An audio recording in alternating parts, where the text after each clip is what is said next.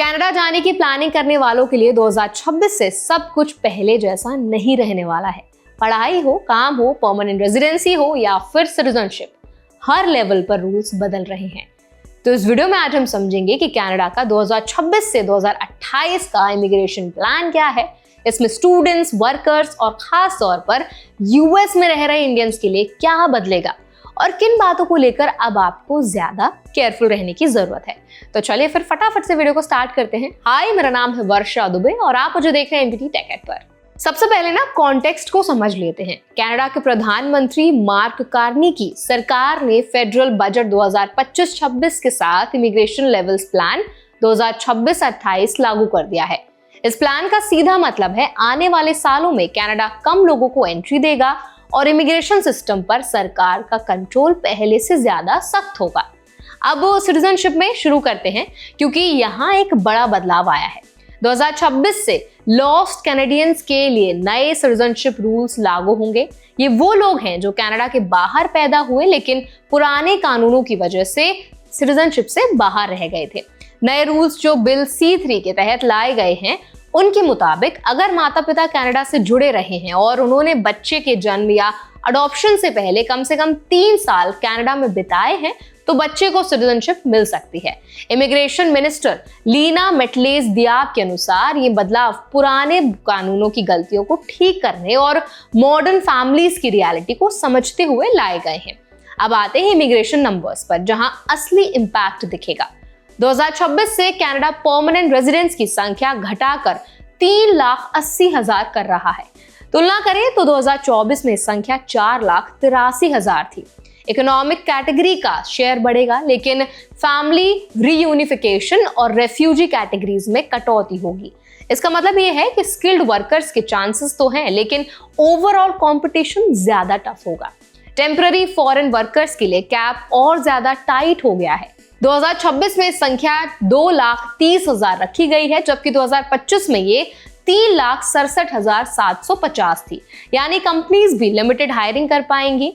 अब स्टूडेंट्स की बात करें जो इंडियंस के लिए सबसे बड़ा कंसर्न है।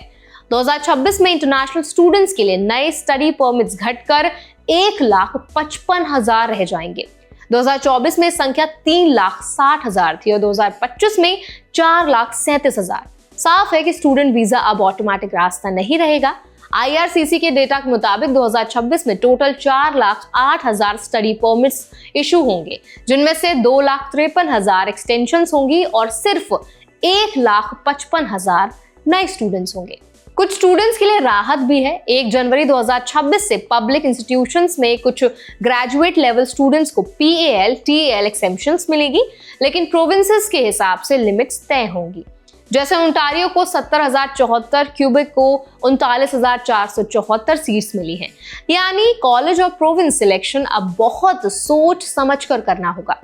अब खास बात उन इंडियंस के लिए जो यूएस में H1B वीजा पर काम कर रहे हैं।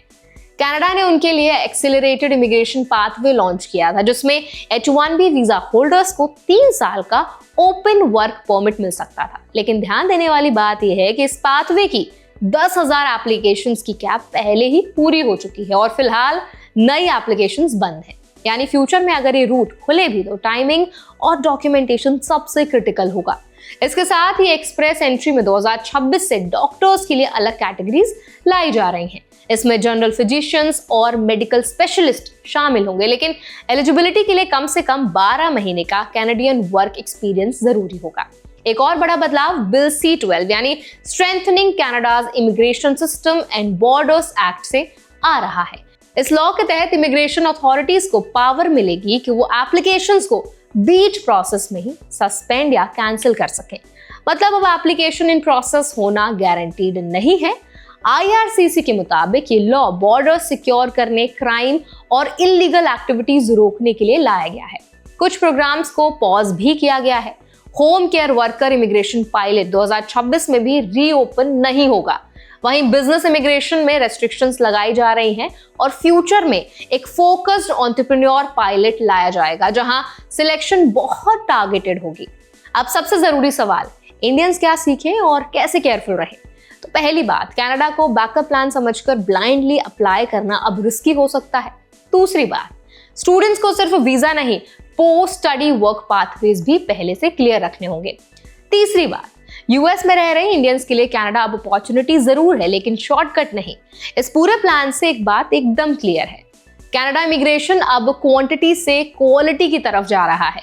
जो लोग प्लानिंग के साथ सही इंफॉर्मेशन और रियलिस्टिक एक्सपेक्टेशंस के साथ मूव करेंगे वही आगे निकल पाएंगे। तो आई होप वीडियो आपको हेल्पफुल लगा होगा। इस वीडियो में आपको अच्छे से समझ आ गया होगा कि 2026 में खास करके भारतीयों के लिए कनाडा का सफर कैसा रहने वाला है, पीआर के क्या चांसेस हैं, सिटीजनशिप कैसे मिलेगी और वर्क परमिट्स कितने ज्यादा और भी स्ट्रिक्ट होने वाले हैं। तो अगर ये वीडियो आपको अच्छा लगा हो ना तो इसको जरूर लाइक करें, शेयर करें और ऐसे और भी अपडेट्स के लिए, वीडियोस के लिए, इन्फॉर्मेशन के लिए हमारे चैनल NDT Tech It को भी जरूर सब्सक्राइब करें।